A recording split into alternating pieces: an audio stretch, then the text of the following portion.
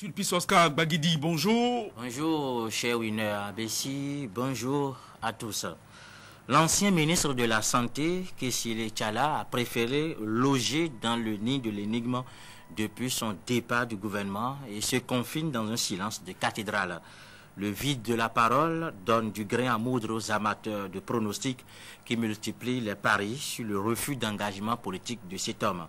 Un grain de préjugés établi avec fracas et passion l'impasse Tchala sur 2011, mais le labyrinthe construit avec finesse laisse planer une redoutable question: que fera Kessile Tchala?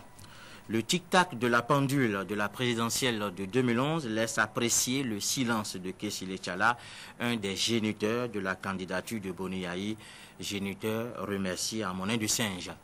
Depuis le 21 octobre 2008, date de son limogeage spectaculaire, les relations entre les deux hommes ont pris l'eau. L'amitié naufragée semble mourir par asphyxie. Pour l'ex-ministre, le prix de la parole a désormais l'appui du silence. Mais Tchala porte le fardeau de la déception en silence, déçu et floué. Personnalité dont la notoriété dépasse les frontières nationales, l'ex-ministre de la Santé, condamné à une participation feu de paille au gouvernement, traîne les séquelles d'un limogeage inamical. C'est sur bande défilante de la chaîne de télévision Canal 3 Bénin qu'il apprend la sanction. Le coup de poignard dans le dos de l'exceptionnel médecin produit une douleur éternelle et peut logiquement accoucher de la soif de réparer l'injustice. C'est une évidence que la victoire de Yayi en mars 2010 a du coup fait entrer Tchala dans l'histoire. Il était à l'atelier qui a cousu la candidature à la présidentielle de celui qui était alors président de la Banque ouest-africaine de développement BOAD. Fait historique, son domicile a abrité la première réunion ayant décidé de la candidature du futur président de la République. La pose de la première pierre de l'édifice du changement à Waké dans le Marigot Tchala est drôlement consumée dans le flux brûlant du temps pour se transformer en cendre dans la mémoire collective du peuple Kori. Le ministre évincé a choisi s'exprimer pleinement que par ses silences pour emprunter la formule si chère à Frédéric Tard. Le vase Tchala donne une forme aux sévices moraux subis dans la fosse du cruel départ. Son histoire post-limogeage a côtoyé la tragédie. Il échappe miraculeusement à une tentative d'empoisonnement qui laisse découvrir au grand jour les velléités macabres de son cuisinier et de son gardien. Le cuisinier périrait par empoisonnement à la prison civile de Cotonou. Tchala épouse le silence et s'y adapte au point d'en faire un mode d'emploi mystérieux. L'ancien ministre de la Santé, brutalement déchu, est un réservoir incontestable et incontesté de ressources dans la course de 2011. Il pèsera à coup sûr en tonnes dans la balance, un poids lourd fabriqué aux ingrédients relationnels et communautaires. Son tissu relationnel justement, mis au service de Boni Yayi, est intact, protégé par les qualités de Tchala lui-même, pris en estime par un wagon de personnalités béninoises et mondiales. Ce capital confiance forge la puissance électorale du sage neurologue avec l'effet conjugué d'un levier communautaire efficace. Tchala est en effet issu des entrailles des Lupa, majoritaires dans la Donga.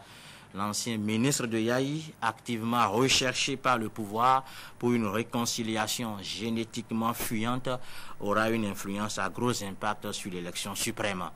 Quel choix fera Tchala en 2011? Que dira-t-il aux électeurs? Sera-t-il candidat ou aura-t-il son candidat? Cette chaîne de questions est sortie de l'usine du silence. Tchala, seul Béninois côtoyé Bush Junior avant son escale éclair et fugitive à l'aéroport Cardinal Kanti de Cotonou, lègue à la postérité l'image d'un ministre pragmatique et ambitieux. Mais il a pris l'option de se retirer dans le sanctuaire du silence, un silence en or, un silence corrosif pour Yayi. On sait néanmoins que la décision ne se fera pas connaître en silence, que Kessile Tchala s'est tu pour mieux parler, peut-être dans l'ambiance d'une campagne de tonnerre, j'imagine. Ça promet en effet. Sulpice Sagbagidi, merci André Dossa. L'étude, décryptage, analyse et réflexion depuis son renvoi du gouvernement en octobre 2008. La discrétion de l'ancien ministre de la Santé, du président Boniaï, est affolante. Elle dépasse même les meilleurs numéros du président Mathieu Kérékou. Il y a que des interrogations sont là. Nous essaierons ce matin de répondre, André. Oui, moi que devient Tchala déjà? Que devient Tchala? Je ne peux pas vous dire ce que devient ou ce qu'est devenu Tchala parce que je ne vis pas avec lui, je ne le vois pas.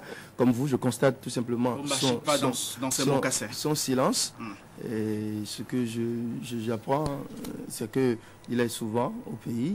C'est tellement pour aider ses collègues médecins béninois, pour certainement porter son talent, mettre son talent au service de ses concitoyens.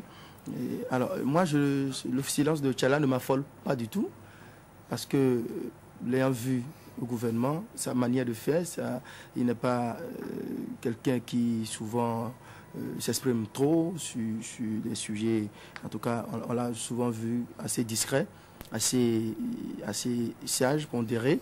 Donc, son silence, moi, ne m'affole pas. Je considère tout simplement que Tchala s'est retiré. Il n'a pas voulu trop, peut-être, montrer qu'il est affecté par les conditions de son limogeage, de son départ du gouvernement.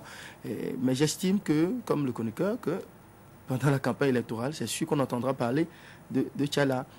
Que ce soit, enfin, d'une manière ou d'une autre, on le verra à l'œuvre dans cette campagne, parce que Tchala, il est quand même originaire d'une zone qui va abriter l'une des batailles épiques au cours de la prochaine joute électorale. Ouaké, Chemere, dans la Donga en général.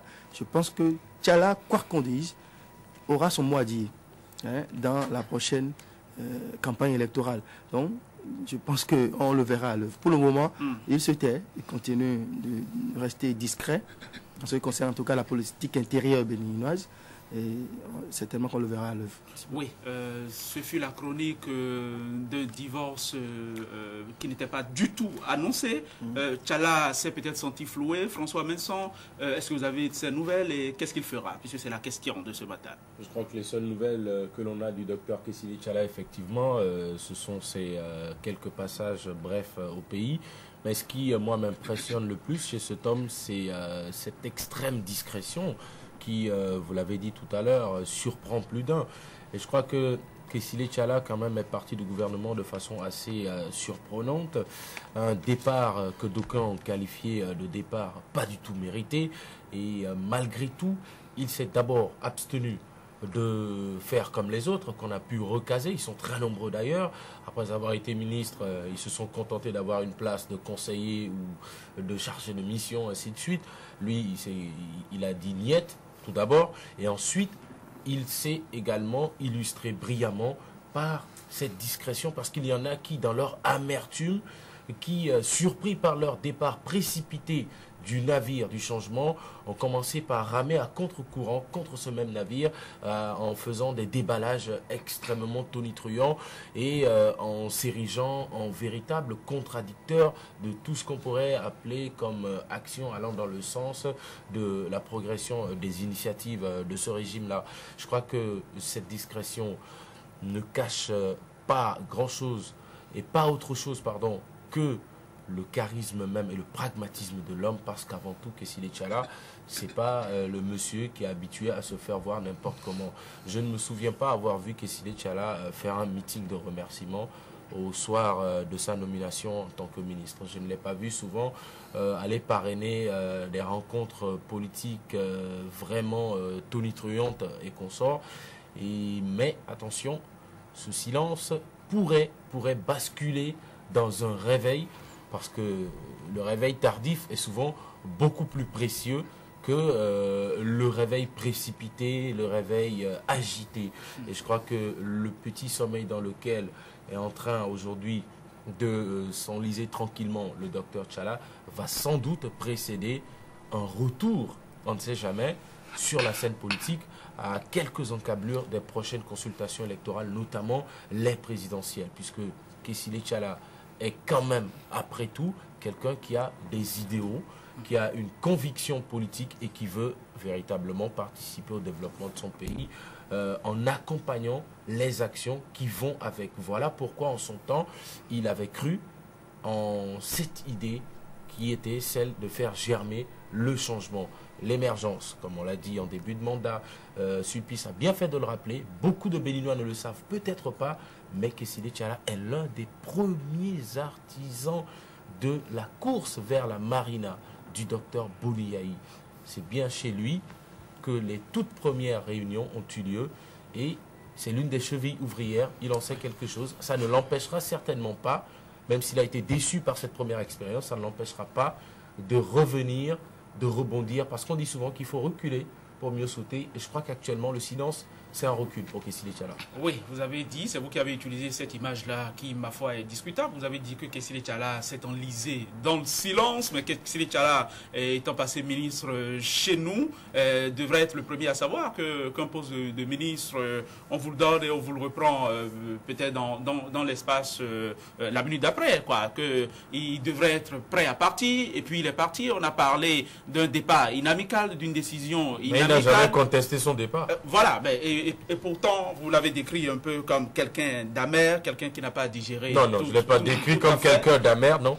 C'est plutôt l'opinion publique qui a eu le sentiment que le départ de Kesile Tchala n'était pas un départ mérité. Mais l'homme en lui-même n'a jamais publiquement affiché une quelconque amertume. Il n'a pas fait de déclaration tonitruante comme certains l'ont fait. On a vu les ministres partir du gouvernement et devenir de véritables adversaires politiques du chef de l'État. Oui. On en a vu qui se sont confinés dans la case conseiller au palais de la Marina, mais Kesile Tchala n'a rien fait de tout cela. Il est retourné à sa chère passion, qui est bien entendu le bistouri et consort, et aujourd'hui Kesile Tchala ne parle pas. Que cache ce silence? C'est la question, ma foi, qu'il faudrait plutôt se poser. Oui. Mais est-ce que ce silence est définitif sur la scène politique? Je pense que non, parce que Kesile Tchala aura son mot à dire en 2011. Bonjour la canonisation. En même temps, l'article 64 de notre Constitution est univoque. Est-ce que cette affaire-là, je viens à vous tout à l'heure, Sulpice Baguini,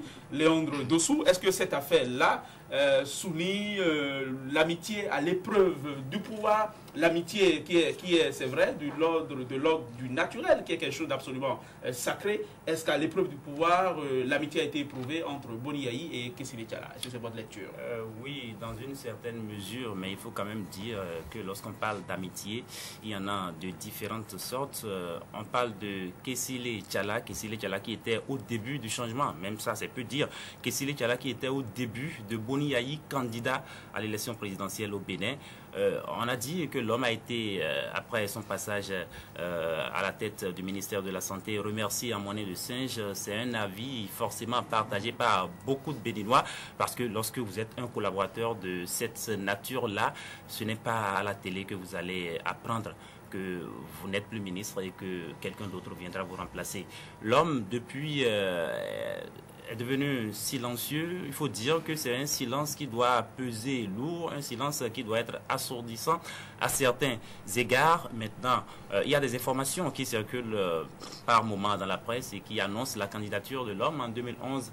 Il y a des informations, on peut recouper ça et là, et qui informe de ce que l'homme va mettre un manteau politique. On ne sait pas, on attend de voir. De toutes les façons, il faut dire qu'il fait l'objet d'une certaine admiration, que ce soit au niveau du ministère qu'il a eu à gérer qu'au plan international. Vous allez au ministère de la Santé, vous cherchez à connaître l'homme, forcément, et vous allez constater qu'il a beaucoup d'admirateurs de ce côté-là. Et c'est un homme, un docteur émérite. Et vous voyez, quelqu'un qui a accepté venir au pays pour apporter un appui du point de vue sanitaire et qui a été... je ne dirais pas renvoyé, mais qui a été remercié de cette façon-là. Cela pose des questions maintenant. Est-ce que ce sont les urnes la meilleure façon de chercher une certaine revanche? Est-ce que ça s'encombre d'amitié aussi durable soit-elle? Est-ce que cela s'encombre de reconnaissance à non plus fini? Vous avez dit qu'il est l'un des pères fondateurs du changement, mais est-ce que cela suffit pour que vous parliez de limogeage ou de limogeage, mettons, au goût amer et